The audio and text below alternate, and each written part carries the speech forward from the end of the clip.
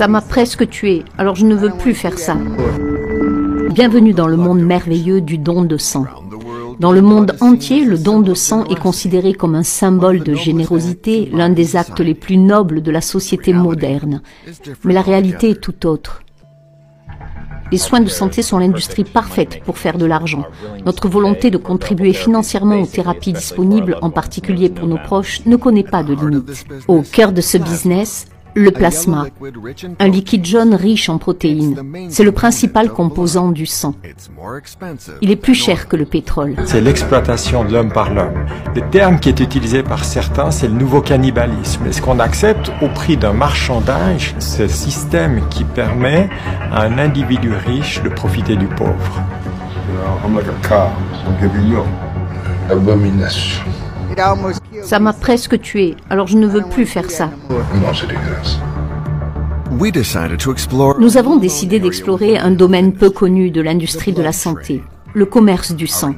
Notre enquête nous a conduits en France, en Allemagne et aux États-Unis. Ils n'aiment pas qu'on les interroge sur leur manne. Ouais mec, tu sais pourquoi? Ils font quelque chose qui n'est pas correct. Les gens veulent savoir. Aujourd'hui, Carlos donne son sang. Malgré son emploi du temps chargé, il est un donneur de sang régulier au centre de la Croix-Rouge de Lausanne. Carlos considère son geste comme un signe d'engagement envers la communauté. Plus de 100 millions de dons sont collectés chaque année dans le monde. En 2015, la Croix-Rouge suisse a enregistré 311 000 dons. Ce chiffre diminue chaque année et ils sont constamment à la recherche de nouveaux donateurs. Leur message est clair, donner son sang permet de sauver des vies. C'est important pour moi de venir parce que je sais que je peux aider des malades. Je trouve que c'est quand même quelque chose de beau de pouvoir donner quelque chose, en tout cas qui est une partie de soi-même. Le sang est un jus assez particulier, dit le diable de Faust avec jubilation. Mais il n'est pas le seul à s'y intéresser. La santé est aussi une industrie et les dons de sang sont soumis aux lois du marché. Voilà, ça coule bien. C'est tout. Merci. Je vais chercher le jus de raisin. Oui, volontiers. Avant de donner leur sang, ces donneurs suisses doivent remplir un questionnaire médical et donner leur consentement éclairé. Il y a notamment une ligne à la fin du formulaire, une phrase en petites lettres. Je suis conscient que certains composants de mon don peuvent être utilisés pour la production de médicaments. Seuls quelques donneurs lisent cette ligne qui est pourtant cruciale. En réalité, la plupart des dons de sang sont vendus par des sociétés privées, ce que la Croix-Rouge n'annonce pas.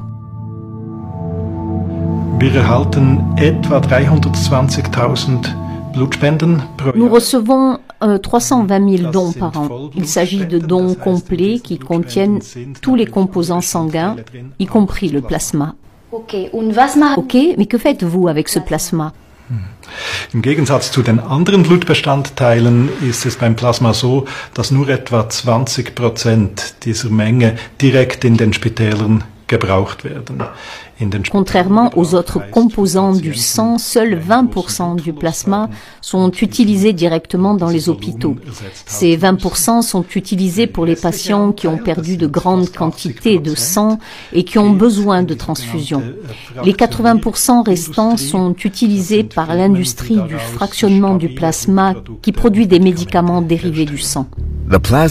L'industrie du fractionnement du plasma, ce sont les entreprises pharmaceutiques qui achètent chaque année 80 000 litres de plasma à la Croix-Rouge. L'institution humanitaire tire près de 10 millions de francs suisses de cette vente. Les donateurs en sont-ils conscients? Qu'est-ce que vous savez sur ce que va devenir le sang que vous venez de donner? Bien, je dois dire que je suis plutôt innocent par rapport à ça. Je me renseigne pas énormément par rapport à ce genre de choses. Quand j'entends le mot don du sang, eh bien c'est le fait que je vais donner de mon sang. Et puis après, ce que ce sang va devenir, eh bien j'ose espérer qu'il soit utilisé dans les hôpitaux qui sont pas très loin de chez nous. Donc c'est un peu l'image que j'ai moi du don du sang. C'est une image un peu innocente. Première découverte. La majorité du sang des donneurs est vendue aux industries pharmaceutiques. Si l'industrie s'intéresse autant au sang de Carlos, c'est pour une raison précise. Sa partie liquide, appelée plasma, contient les protéines recherchées. Elles sont utilisées pour fabriquer des médicaments très chers et très rentables. Qui sont les acteurs de cette industrie? Nous avons décidé de suivre le commerce du plasma.